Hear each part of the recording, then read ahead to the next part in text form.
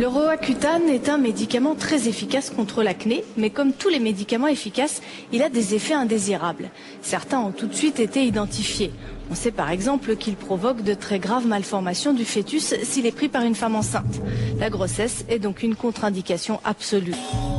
La molécule active s'appelle l'isotrétinoïne. Il s'agit d'un dérivé de la vitamine A. Ses effets sur l'acné ont été découverts par hasard et personne ne sait quel est son mode d'action exact. Il a pourtant reçu une autorisation de mise sur le marché en 1983. Depuis, la méfiance grandit. Il est fortement soupçonné de provoquer des troubles du sommeil, des symptômes d'anxiété et de dépression pouvant conduire au suicide. Nos collègues de la télévision tessinoise, Serena Tinari et Harry Henner, ont décidé d'enquêter. Légèreté des autorités sanitaires, sous-évaluation des risques, les témoignages et les documents sont déconcertants. Ils ont également découvert qu'avant sa commercialisation, le médicament avait été testé sur des cobayes qui ignoraient qu'il participait à une étude clinique. L'un d'entre eux était un jeune tessinois de Sementina, un jeune qui s'est suicidé.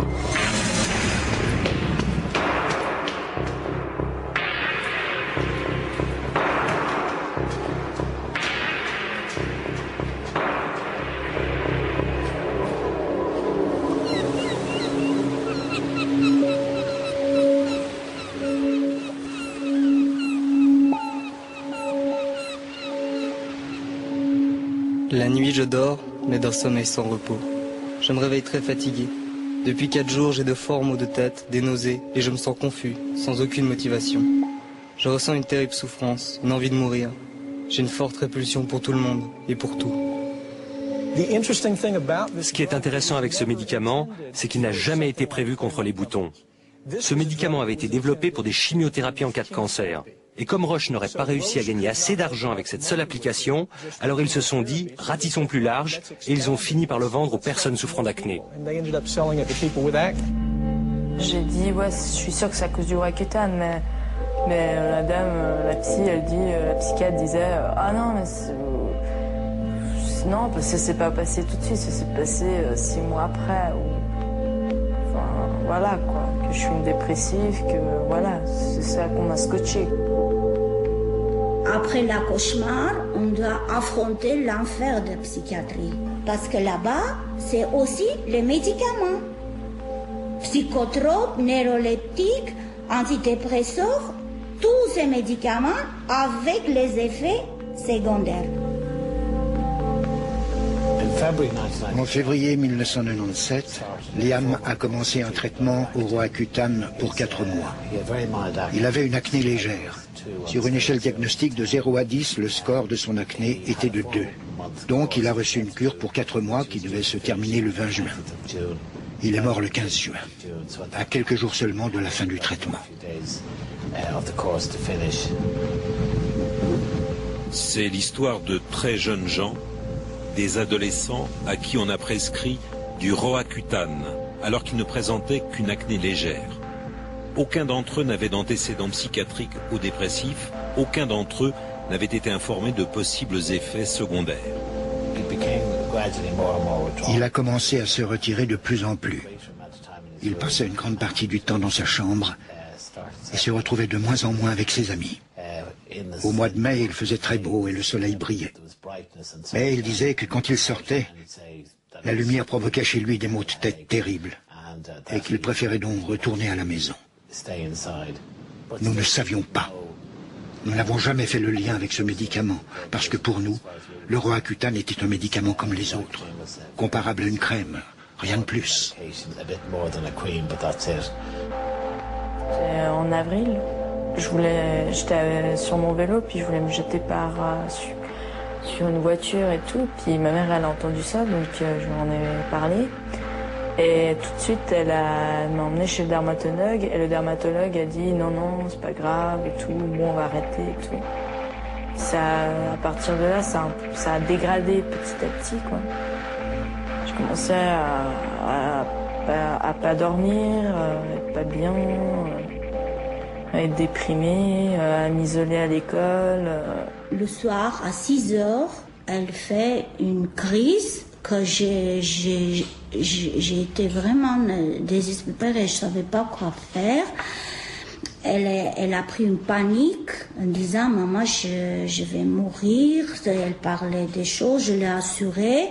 Et en même temps, j'ai eu le temps de téléphoner aux urgences. Et avec l'aide de médecin que l'urgence m'a envoyé, elle a recommandé de l'amener vers l'urgence psychiatrique à l'hôpital cantonal de Genève. Et on m'a mis en chambre de sécurité, donc c'est-à-dire l'isolement, quoi, en quarantaine, on voit pas la lumière. Après, je me suis retrouvée là-bas en chemise d'hôpital et tout. J'ai eu peur et tout. Je me suis dit, ouais, je vais être internée à vie et tout, donc voilà, quoi.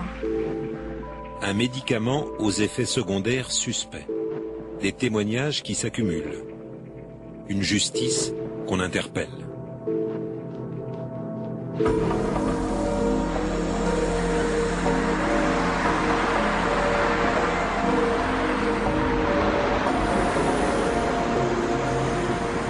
Ces effets sont signalés par certains médecins aux autorités sanitaires qui envoient les informations à la base de données de l'Organisation mondiale de la santé. Le problème, c'est que le risque étant sous-estimé, les patients ou leurs parents ne font pas forcément le lien entre une dépression et le médicament. Et face au suicide d'un enfant qui a le réflexe d'avertir le dermatologue, combien de cas sont passés inaperçus? Impossible de le dire. Dans la banque de données des effets secondaires de l'OMS, 1 millier de suicides ou tentatives de suicide, 2000 dépressions et plus de 6000 cas de troubles psychiatriques ont été répertoriés depuis 1983. Les autorités américaines estiment qu'il faudrait multiplier ce chiffre par 100 car seule une infime partie des cas sont signalés. La multinationale suisse Roche, qui produit ce médicament, a toujours refusé de financer les études qui auraient permis de confirmer ou d'infirmer le risque de suicide lié au Roaccutane. Les données épidémiologiques sont insuffisantes pour établir clairement un lien de cause à effet. Alors dans le doute, une mise en garde accompagne désormais le médicament. Mais elle ne sert pas à grand-chose. L'enquête a montré que de nombreux dermatologues n'y croient pas. Certains n'évoquent même pas ces doutes ou pire, ils rassurent les patients qui s'en inquiètent. Plus grave encore, ce médicament est beaucoup trop facilement prescrit.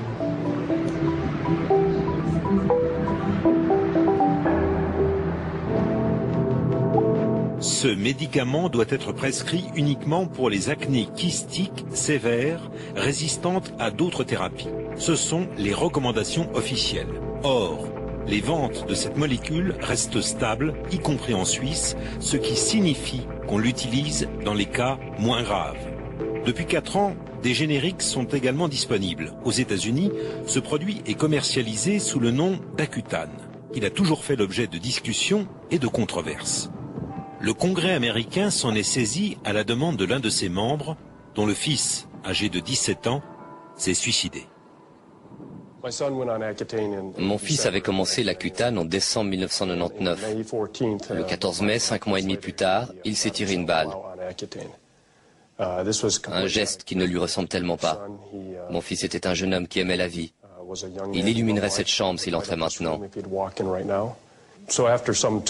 Après un certain temps, en y repensant, mon épouse a fini par se dire qu'il pouvait peut-être y avoir un lien entre la prise d'Accutane et son suicide.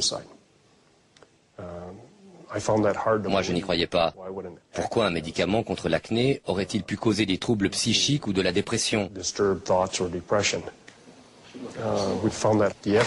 Nous avons alors découvert que la FDA, l'administration qui autorise le médicament ici aux États-Unis, avait prononcé une mise en garde en 1998.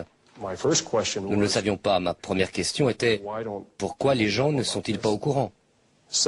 Deuxièmement, pourquoi la FDA aurait-elle édicté cet avertissement en 1998, mais sans en informer la population? Et qu'est-ce qui a conduit à cet avertissement? En 2000 et 2002, Bart Stupak obtient même 2 audiences devant le Sénat. C'est là qu'il découvre l'existence de documents confidentiels rendus publics par le Congrès, dans lesquels des employés de Roche se félicitent entre eux d'avoir réussi à retarder l'action des autorités sanitaires. Ils écrivent « Célébrons ce grand succès, aucun effet psychique découlant du médicament n'a été retenu ».